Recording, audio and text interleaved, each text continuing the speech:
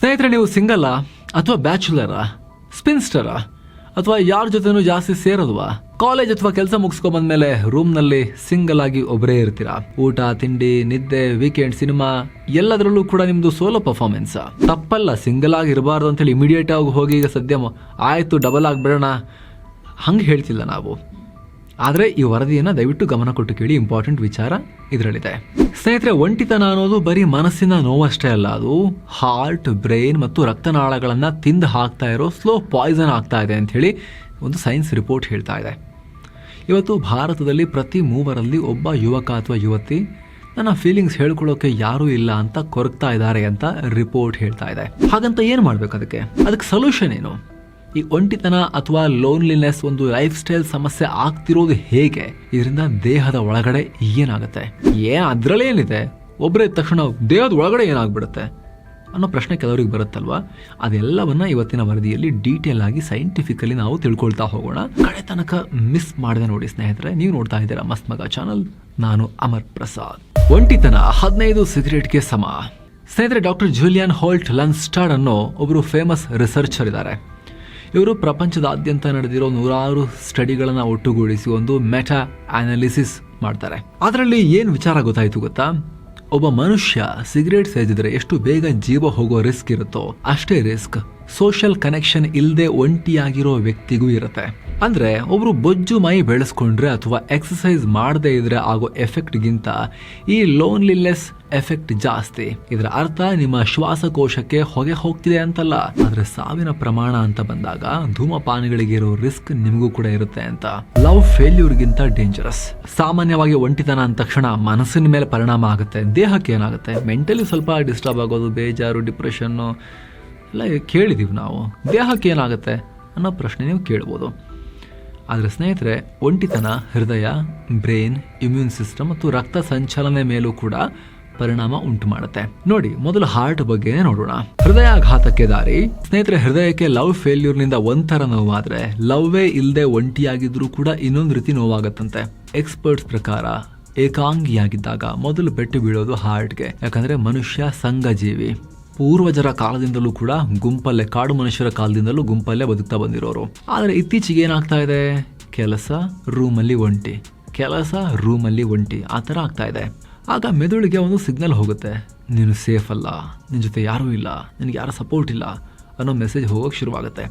ಕಾಡಲ್ಲಿ ಗುಂಪಾಗಿದ್ರಲ್ಲ ಮನುಷ್ಯರನ್ನ ಹುಲಿಗಳು, ತೋಳಗಳೆಲ್ಲ ಬೇಟೆಯಾಡ್ತಿದ್ವಲ್ಲ ಒಂದು ಕಾಲದಲ್ಲಿ, ಆವಾಗ ಗುಂಪಲ್ಲಿದ್ರಲ್ಲ ಇವರು ಬಚಾವಾಗಬೇಕು ಅಂತ ಹೇಳಿ. ಎವಲ್ಯೂಷನ್ ಅಲ್ಲಿ ಇಲ್ಲಿವರೆಗೆ ಬಂದರೂ ಕೂಡ ಆ ಇನ್ಸ್ಟಿಂಕ್ಟ್ ಉಳಿದಿರುತ್ತಲ್ಲ ನಮ್ಮಲ್ಲಿ, ಅದು ಈ ರೀತಿ ಟ್ರಿಗರ್ ಮಾಡುತ್ತಂತೆ ನಮಗೆ. ಆಗ ಬ್ರೈನ್ ತಕ್ಷಣ ಸರ್ವೈವಲ್ ಮೋಡ್ ಆಕ್ಟಿವೇಟ್ ಮಾಡ್ಕೊಳ್ಳುತ್ತಂತೆ. ಆಗ ಬಾಡಿಯಲ್ಲಿ HPA ಆಕ್ಸಿಸ್ ಅಂತ ಒಂದು ಸಿಸ್ಟಮ್ ಇದೆ. ಇದು ದೇಹದ ಒಳಗಿನ ಆರ್ಗನ್ಗಳನ್ನ ಒಂದಕ್ಕೊಂದು ಕನೆಕ್ಟ್ ಮಾಡೋ ಸಿಸ್ಟಮ್. ಒಂಟಿಯಾಗಿದ್ದಾಗ ಈ ಸಿಸ್ಟಮ್ ಆಕ್ಟಿವೇಟ್ ಆಗಿ ಕಾರ್ಟಿಸೋಲ್ ಅನ್ನೋ ಹಾರ್ಮೋನ್ ರಿಲೀಸ್ ಆಗುತ್ತೆ. ಕಾರ್ಟಿಸೋಲ್ ಅಂದ್ರೆ ಸ್ಟ್ರೆಸ್ ಹಾರ್ಮೋನ್. ದೇಹಕ್ಕೆ ಸ್ವಲ್ಪ ಕಾರ್ಟಿಸೋಲ್ ಸಿಕ್ಕರೆ ಒಳ್ಳೆಯದೇ, ಆದರೆ ದಿನವಿಡೀ ವರ್ಷವಿಡೀ ಒಂಟಿಯಾಗಿದ್ದಾರೆ ಕಾರ್ಟಿಸೋಲ್ ನಿಮ್ಮ ದೇಹದಲ್ಲಿ ನದಿಯಂತೆ ಹರಿದು ಬಿಟ್ರೆ ಹಾರ್ಟ್ ರೇಟ್ ಯಾವಾಗಲೂ ಜಾಸ್ತಿ ಇರುತ್ತೆ, ರಕ್ತನಾಳಗಳು ಕಿರಿದಾಗ್ತವೆ, ಅಂದರೆ ವ್ಯಾಸೋ ಕಾನ್ಸ್ಟ್ರಿಕ್ಷನ್ ಆಗುತ್ತೆ, BP ಏರುತ್ತೆ. ಸಿಂಪಲ್ ಆಗಿ ಹೇಳಬೇಕು ಅಂದರೆ ನೀವು ಸುಮ್ಮನೆ ಸೋಫಾ ಮೇಲೆ ಕೂತಿದ್ರೂ ಕೂಡ ಹೃದಯ ಫುಲ್ ಸ್ಪೀಡ್ನಲ್ಲಿ ಓಡ್ತಿರೋ ಕಾರಿನ ಇಂಜಿನ್ ಥರ ಕೆಲಸ ಮಾಡ್ತಿರುತ್ತೆ. ರೆಸ್ಟ್ ಅನ್ನೋದೇ ಇರೋದಿಲ್ಲ. ಆ್ಯಕ್ಚುಲಿ ಕೂತ್ಕೊಂಡಿರೋದು ರೆಸ್ಟಲ್ಲೇ, ಬಟ್ ಹೃದಯ ಈ ಸಿಸ್ಟಮ್ ಒಳಗಡೆ dub dub dub dub dub dub ಅಂತ. ಇದೇ ಮುಂದೆ ಹೃದಯಾಘಾತ ಅಥವಾ ಆರ್ಟರಿ ಬ್ಲಾಕ್ ಆಗೋಕೆ ಮೇನ್ ರೀಸನ್ ಆಗ್ಬೋದು ಅಂತ ಸಂಶೋಧಕರು ಹೇಳಿದ್ದಾರೆ. ಇನ್ನು ಸ್ನೇಹಿತರೆ, ವರದಿಯಲ್ಲಿ ಮುಂದುವರಿಯೋ ಮುನ್ನ ಒಂದು ಇಂಪಾರ್ಟೆಂಟ್ ವಿಚಾರ, ಅದು ಸಿಂಗಲ್ ಇರಲಿ, ಫ್ಯಾಮಿಲಿ ಇರಲಿ, ನಮ್ಮನ್ನು ನಾವು ಕೇರ್ ಮಾಡ್ಕೊಳ್ಳೋದು ತುಂಬ ಮುಖ್ಯ ಅಲ್ವಾ? ಅದರಲ್ಲೂ ಕೂಡ ನಮ್ಮ ಆರೋಗ್ಯದ ರಕ್ಷಣೆಗೋಸ್ಕರ ಹೆಲ್ತ್ ಇನ್ಶೂರೆನ್ಸ್ ಮ್ಯಾಂಡೇಟ್ರಿ. ಪ್ರತಿಯೊಬ್ಬ ಎಕ್ಸ್ಪರ್ಟ್ಸ್ ಕೂಡ ಸಜೆಸ್ಟ್ ಮಾಡ್ತಾರೆ. ಇಲ್ಲಿ ಸಿಂಗಲ್, ಫ್ಯಾಮಿಲಿ ಅಂತೆಲ್ಲ ಮ್ಯಾಟ್ರ್ ಆಗಲ್ಲ, ಎಲ್ಲರಿಗೂ ಇದು ಅನಿವಾರ್ಯ. ಎಲ್ಲ ಆರಾಮಾಗಿದ್ರು ಕೂಡ ನೀವು ಚೆನ್ನಾಗಿ ಗಟ್ಟಿಮುಟ್ಟಾಗಿ ಸಿಂಗಲ್ ಆಗಿದ್ರು, ಫ್ರೆಂಡ್ಶಿಪ್ ಎಲ್ಲ ಚೆನ್ನಾಗಿ ಇಟ್ಕೊಂಡು ಮಿಂಗಲ್ ಆಗಿದ್ರು ಕೂಡ, ಎಲ್ಲ ಹೆಲ್ದಿಯಾಗಿ ಮೇಂಟೈನ್ ಮಾಡ್ತಿದ್ರು ಕೂಡ, ಒಂದು ಬ್ಯಾಡ್ ಮಸ್ಕಿಟೋ ಬಂದು ಚುಂಕ ಮಾಡಿದ್ರು ಕೂಡ ಕೆಟ್ಟ ಕಾಯಿಲೆಗಳನ್ನು ಹರಡೋ ಸಾಧ್ಯತೆ ಇರುತ್ತೆ. ಹಾಸ್ಪಿಟಲ್ ಬಿಲ್ಸ್ ಇವಾಗ ಯಾವ ಥರ ಅಂತ ನಿಮಗೆ ಗೊತ್ತು. ಲೈಫ್ ಸೇವಿಂಗ್ಸ್ ಎಲ್ಲ ಕಿತ್ಕೊಂಡು ಹೋಗಿ ಕ್ರೆಡಿಟ್ ಕಾರ್ಡು ಉಜ್ಜಿ ಸಾಲನೂ ಮಾಡಬೇಕಾಗಿರೋ ಪರಿಸ್ಥಿತಿ ಬರ್ಬೋದು. 2-3 ದಿನಕ್ಕೆಲ್ಲ ಲಕ್ಷಾಂತರ ರೂಪಾಯಿ, 3-4 ಲಕ್ಷ ರೂಪಾಯಿ ಬಿಲ್ ಆಗುವಂಥ ದಿನಗಳು ಕೂಡ ಬಂದಿದ್ದಾವೆ ಇವಾಗ.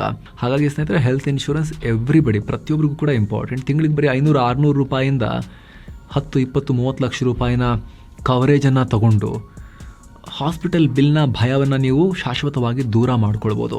ಇವಾಗ GST ಕೂಡ 0 ಆಗಿದೆ. ಆನ್ಲೈನ್ ಡಿಸ್ಕೌಂಟ್ ಕೂಡ ನಡೀತಾ ಇದೆ. ಅದು ಎಷ್ಟು ಅಂತ ಹೇಳಿ ಅಲ್ಲೇ ಲಿಂಕ್ ಮೇಲೆ ಮೆನ್ಷನ್ ಆಗಿದೆ ನೋಡಿ ಸ್ನೇಹಿತರೆ. ಕ್ಲಿಕ್ ಮಾಡೋ ಮೂಲಕ ನೀವು ಕೂಡ ಕೆಲವೇ ಕ್ಲಿಕ್ಸ್ ಅಲ್ಲಿ ನಿಮ್ಮ ಹೆಲ್ತ್ನ ಭದ್ರತೆಯನ್ನ ಗ್ಯಾರಂಟಿ ಮಾಡ್ಕೊಳ್ಬಹುದು. ನೀವು ಆಸಕ್ತರು ಮಿಸ್ಲೇ ಚೆಕ್ ಮಾಡಿ. ಬನ್ನಿ ನಾವೀಗ ವರದಿಯಲ್ಲಿ ಕಂಟಿನ್ಯೂ ಮಾಡೋಣ. ರೋಗ ನಿರೋಧಕ ಶಕ್ತಿಗೆ ಏಟು. ಸ್ನೇಹಿತರೆ, ಒಂಟಿತನ ಬರೀ ಹಾರ್ಟ್ ಅಷ್ಟೇ ಅಲ್ಲ, ರೋಗ ನಿರೋಧಕ ಶಕ್ತಿ, ಇಮ್ಯೂನ್ ಸಿಸ್ಟಮ್ ಇದೆಯಲ್ಲ ಅದ್ರ ಮೇಲೂ ಅಟ್ಯಾಕ್ ಮಾಡುತ್ತಂತೆ. ಒಂಟಿಯಾಗಿದ್ದಾಗ ನಮ್ಮ ಜೀನ್ಸ್ ಕೆಲಸ ಮಾಡೋ ರೀತಿನೇ ಬದಲಾಗುತ್ತೆ. ಇದನ್ನು ಸೈನ್ಸ್ನಲ್ಲಿ CTRA ಅಂತ ಕರೀತಾರೆ. ಆದರೆ ಕನ್ಸರ್ವ್ಡ್ ಟ್ರಾನ್ಸ್ಕ್ರಿಪ್ಷನಲ್ ರೆಸ್ಪಾನ್ಸ್ ಟು ಅಡ್ವರ್ಸಿಟಿ ಅಂತ. ಏನ್ ಹಿಂಗಂದ್ರೆ, ಸಿಂಪಲ್ ಆಗಿ ಹೇಳಬೇಕು ಅಂದ್ರೆ, ನಾವು ಅನುಭವಿಸೋ ದೀರ್ಘಕಾಲದ ಒಂಟಿತನ ಅಥವಾ ಮಾನಸಿಕ ಒತ್ತಡ ನಮ್ಮ ರಕ್ತದಲ್ಲಿರೋ ಇಮ್ಯೂನ್ ಸೆಲ್ಸ್ ಅಂದರೆ ರೋಗ ನಿರೋಧಕ ಕಣಗಳನ್ನು ಬದಲಾಯಿಸುತ್ತೆ. ನಮ್ಮ ಬಿಳಿ ರಕ್ತ ಕಣಗಳು ವೈರಸ್ ಬ್ಯಾಕ್ಟೀರಿಯಾ ವಿರುದ್ಧ ಹೋರಾಡೋದನ್ನ ಕಮ್ಮಿ ಮಾಡ್ತವೆ. ಇದರಿಂದ ದೇಹದ ಒಳಗಡೆ ಇನ್ಫ್ಲಮೇಷನ್ ಜಾಸ್ತಿ ಆಗ್ತಾ ಹೋಗುತ್ತೆ. ಸಿಂಪಲ್ ಆಗಿ ಹೇಳಬೇಕು ಅಂದ್ರೆ, ನೀವು ಒಬ್ಬಂಟಿಯಾಗಿ ಆಂಗ್ಸೈಟಿಯಲ್ಲಿದ್ರೆ ನಿಮ್ಮ ಇಮ್ಯೂನ್ ಸಿಸ್ಟಮ್ ಕೂಡ ಸದಾ ಕಾಲ ಕೋಪಗೊಂಡಿರುತ್ತೆ. ಇದರಿಂದ ಏನಾಗುತ್ತೆ, ಚಿಕ್ಕ ಪುಟ್ಟ ಇನ್ಫೆಕ್ಷನ್ ಬಂದರೂ ಕೂಡ ಬಾಡಿ ತಡ್ಕೊಳ್ಳಲ್ಲ, ಗಾಯಗಳು ಬೇಗ ವಾಸಿ ಆಗಲ್ಲ. ಅಷ್ಟೇ ಅಲ್ಲ, ಈ ಕ್ರಾನಿಕ್ ಇನ್ಫ್ಲಮೇಷನ್ ಇಂದ ಡಯಾಬಿಟೀಸ್ ಬರೋ ಚಾನ್ಸಸ್ ಕೂಡ ಜಾಸ್ತಿ ಆಗುತ್ತೆ. ಒಂಥರ ನಿಮ್ಮ ಬಾಡಿಯ ಸೈನಿಕರೇ ನಿಮ್ಮ ವಿರುದ್ಧ ತಿರುಗಿ ಬಿದ್ದ ಹಾಗೆ. ಬೇಗ ಮುಪ್ಪಾಗುತ್ತೆ ಮೆದುಳು. A lonely brain ages faster ಅನ್ನೋ ಮಾತೇ ಇದೆ. ಒಂಟಿ ಮೆದುಳಿಗೆ ಬೇಗ ಮುಪ್ಪಾಗುತ್ತೆ ಅಂತ. ನಮ್ಮ ಮೆದುಳಲ್ಲಿ ಹಿಪ್ಪೋ ಕ್ಯಾಂಪಸ್ ಅಂತ ಒಂದು ಭಾಗ ಇದೆ. ಇದು ನಮ್ಮ ಮೆದುಳಿಗೆ, ಮೆಮೊರಿಗೆ ಹಾರ್ಟ್ ಇದ್ದ ಹಾಗೆ. ನಾವು ಸ್ಟ್ರೆಸ್ಸಲ್ಲಿದ್ದಾಗ ರಿಲೀಸ್ ಆಗೋ ಕಾರ್ಟಿಸೋಲ್ ಈ ಹಿಪ್ಪೋ ಕ್ಯಾಂಪಸನ್ನು ಕುಗ್ಗಿಸುತ್ತೆ, ಶ್ರಿಂಕ್ ಮಾಡುತ್ತೆ. ನೀವು 4 ಜನ ಫ್ರೆಂಡ್ಸ್ ಜೊತೆ ಮಾತಾಡುವಾಗ, ನಗುವಾಗ ನಿಮ್ಮ ಮೆದುಳಿಗೆ ಎಕ್ಸಸೈಸ್ ಸಿಗುತ್ತೆ, ನ್ಯೂರಾನ್ಸ್ ಆ್ಯಕ್ಟಿವ್ ಆಗಿರ್ತವೆ. ಆದರೆ ರೂಮಲ್ಲಿ ಒಬ್ಬರೇ ಬಂದು ಕೂತ್ಕೊಂಡು ಸುಮ್ಮನೆ ಲೇಸಿಯಾಗಿ ಒಂದು ಕಡೆ ಇದ್ದಾಗ ಈ ಕಾಗ್ನಿಟಿವ್ ಸ್ಟಿಮ್ಯುಲೇಷನ್ ಸಿಗಲ್ಲ. ಇದರ ಪರಿಣಾಮ ಏನು, ವಯಸ್ಸಾದ ಮೇಲೆ ಬರೋ ಅಲ್ಝೈಮರ್ಸ್ ಅಥವಾ ಡಿಮೆನ್ಷಿಯಾ, ಮರವು ರೋಗ ಬಹಳ ಬೇಗನೆ ಬರೋ ಸಾಧ್ಯತೆ 50% ಜಾಸ್ತಿ ಆಗುತ್ತೆ ಅಂತ ತಜ್ಞರು ಹೇಳ್ತಿದ್ದಾರೆ. ನೀವು ಗಮನಿಸಿರ್ಬೋದು, ಒಂಟಿಯಾಗಿರೋರಿಗೆ ಸಡನ್ ಆಗಿ ಪದಗಳ ನೆನಪಾಗಲ್ಲ ಅಥವಾ ಡಿಸಿಷನ್ ತಗೊಳ್ಳೋಕೆ ಕಷ್ಟಪಡ್ತಾರೆ. ರಕ್ತ ಹೆಪ್ಪುಗಟ್ಟೋ ಭೀತಿ, ಇದು ಲಾಸ್ಟ್ ಮತ್ತು ಅತ್ಯಂತ ಡೇಂಜರಸ್ ವಿಚಾರ. ಪಾರ್ಶ್ವವಾಯು ಅಥವಾ ಸ್ಟ್ರೋಕ್. ಒಂಟಿತನ ಇರೋರ ರಕ್ತದಲ್ಲಿ ಫೈಬ್ರಿನೋಜೆನ್ ಅನ್ನೋ ಪ್ರೋಟೀನ್ ಜಾಸ್ತಿ ಇರುತ್ತೆ ಅಂತ ಸ್ಟಡೀಸ್ ಹೇಳ್ತವೆ. ಇದು ರಕ್ತವನ್ನು ಸ್ವಲ್ಪ ದಪ್ಪ ಮಾಡುತ್ತೆ, ಗಟ್ಟಿ ಮಾಡುತ್ತೆ, ಅಂಟೆಂಟಾಗಿ ಸ್ಟಿಕ್ಕಿ ಮಾಡುತ್ತೆ ಅಂತ. ಆವಾಗ ರಕ್ತ ಈ ಥರ ಸ್ಟಿಕ್ಕಿ ಆಗುತ್ತೋ ರಕ್ತನಾಳಗಳಲ್ಲಿ ಕ್ಲಾಟ್ಸ್ ಆಗೋ ಚಾನ್ಸಸ್ ಜಾಸ್ತಿ. ಈ ಕ್ಲಾಟ್ ಹೋಗಿ ನೇರವಾಗಿ ಮೆದುಳಿನ ಈ ಬ್ಲಡ್ ಸರ್ಕ್ಯುಲೇಷನನ್ನು ಬ್ಲಾಕ್ ಮಾಡಿದ್ರೆ, ರಪ್ಚರ್ಸ್ ಆದರೆ ಅದೇ ಸ್ಟ್ರೋಕ್. BP ಆಗಲೇ ಜಾಸ್ತಿ ಇರುತ್ತೆ, ಪ್ಲಸ್ ರಕ್ತ ಕೂಡ ಗಟ್ಟಿ ಆದರೆ ರಿಸ್ಕ್ ಇನ್ನೂ ಜಾಸ್ತಿ ಆಗುತ್ತೆ. ಪರಿಹಾರ ಏನು? ಸ್ನೇಹಿತರೆ, ಇದು ಒಂಟಿತನ ಕೇವಲ ಎಮೋಷನಲ್ ವಿಚಾರ ಅಲ್ಲ ಅಂತ ತಜ್ಞರು ಹೇಳ್ತಿದ್ದಾರೆ. ಇದು ಫುಲ್ ಬಾಡಿ ಬಯೋಲಾಜಿಕಲ್ ಕ್ರೈಸಿಸ್. ಹಾಗಂತ ಸಿಂಗಲ್ ಆಗಿರಲೇಬಾರ್ದು. ಇಮ್ಮಿಡಿಯೇಟ್ಲಿ ಎಲ್ಲರೂ ಕೂಡ 18-21 ದಾಟದವರೆಲ್ಲ ಮದುವೆ ಆಗಿಬಿಡಬೇಕು ಅಥವಾ ಸಂಗಾತಿಗಳನ್ನು ಮಾಡ್ಕೊಂಡ್ಬಿಡ್ಬೇಕು. ಅದು ಒಂದೇ ಸೊಲ್ಯೂಷನ್ ಅಲ್ಲ. ನೀವು ಮದುವೆ ಆಗಿದ್ದೀರೋ ಇಲ್ವೋ ಅನ್ನೋದು ಮುಖ್ಯ ಅಲ್ಲ, ಆದರೆ ಎಮೋಷ್ನಲಿ ಎಷ್ಟು ಕನೆಕ್ಟ್ ಆಗಿದ್ದೀರ ಅನ್ನೋದು ಮುಖ್ಯ. ಮದುವೆ ಆಗಿನೂ ಲೋನ್ಲಿ ಆಗಿರೋರು ಎಷ್ಟು ಜನ ಬೇಕು ನಿಮಗೆ? ಹಂಗಲ್ಲ ಹೇಳ್ತಿರೋದು. ಹಾಗಾಗಿ ಒಂಟಿತನದ ಅಡ್ಡ ಪರಿಣಾಮಗಳನ್ನು ನೋಡಿದ ತಕ್ಷಣ ಈಗ ಬಿಲ್ಲು ಬಾಣ ತಗೊಂಡು ಬೇಟೆಗೆ ಹೊರಟು ಬಿಡೋದು ಅಂತ ಆ ಥರ ಅಲ್ಲ. ಬಾಯ್ ಫ್ರೆಂಡ್, ಗರ್ಲ್ ಫ್ರೆಂಡ್ ಅಥವಾ ಪಾರ್ಟ್ನರ್ ಇಲ್ಲದೆ ಇರೋರಿಗೆ ಮಾತ್ರ ಅನ್ವಯ ಆಗಲ್ಲ ಇದು. ಕೆಲಸಕ್ಕೋ, ಓದಿಗೋ, ಊರು ಬಿಟ್ಟು ಬೆಂಗಳೂರಿಗೋ ಅಥವಾ ಇನ್ನೆಲ್ಲೋ ಹೋಗಿ ಒಬ್ಬರೇ ಇರೋರು, ಹಾಸ್ಟೆಲ್ ಸ್ಟೂಡೆಂಟ್ಸ್, ರೂಮ್ನಲ್ಲಿರೋರು, ತಮ್ಮ ಪಾರ್ಟ್ನರ್ನ ಕಳ್ಕೊಂಡಿರೋ ಹಿರಿಯರು, ವಯಸ್ಸಾಗಿರೋರು, ವರ್ಕ್ ಫ್ರಮ್ ಹೋಮ್ ಮಾಡೋರು, ರಿಯಲ್ ಇಂಟ್ರ್ಯಾಕ್ಷನ್ಸ್ ಜಾಸ್ತಿ ಇಲ್ಲದೆ ಡಿಜಿಟಲಿ ಸೋಷಿಯಲ್ ಮೀಡಿಯಾದಲ್ಲೇ ಮುಳುಗಿ ಹೋಗಿರೋರು, ಮದುವೆ ಆಗಿದ್ದು ಮಾತಾಡದೆ ನಾನೊಂದು ತೀರಾ ನೀನೊಂದು ತೀರಾ ಅಂತ ಇರೋರು, ಕೆಟ್ಟ ರಿಲೇಷನ್ಶಿಪ್ನಲ್ಲಿ ಇರೋರು, ಅಥವಾ ತುಂಬ ಅಂದರೆ ತುಂಬ ಇಂಟ್ರೋವರ್ಟ್ಸ್, ಇವರೆಲ್ಲರಿಗೂ ಇದು ಅಪ್ಲೈ ಆಗುತ್ತೆ. ಸ್ನೇಹಿತರಲ್ಲೊಂದು ಇಂಪಾರ್ಟೆಂಟ್ ವಿಚಾರ ಇದೆ, ಗಮನಿಸಿ. ಒಬ್ಬರೇ ಇರೋದು ಸಾಲಿಟ್ಯೂಡ್ ಬೇರೆ, ಒಂಟಿತನ ಲೋನ್ಲಿನೆಸ್ ಬೇರೆ. ಒಬ್ಬರೇ ಇದ್ರೂ ಖುಷಿಯಾಗಿ ಆ್ಯಕ್ಟಿವ್ ಆಗಿದ್ರೆ ಪ್ರಾಬ್ಲಮ್ಸ್ ಆಗೋದಿಲ್ಲ.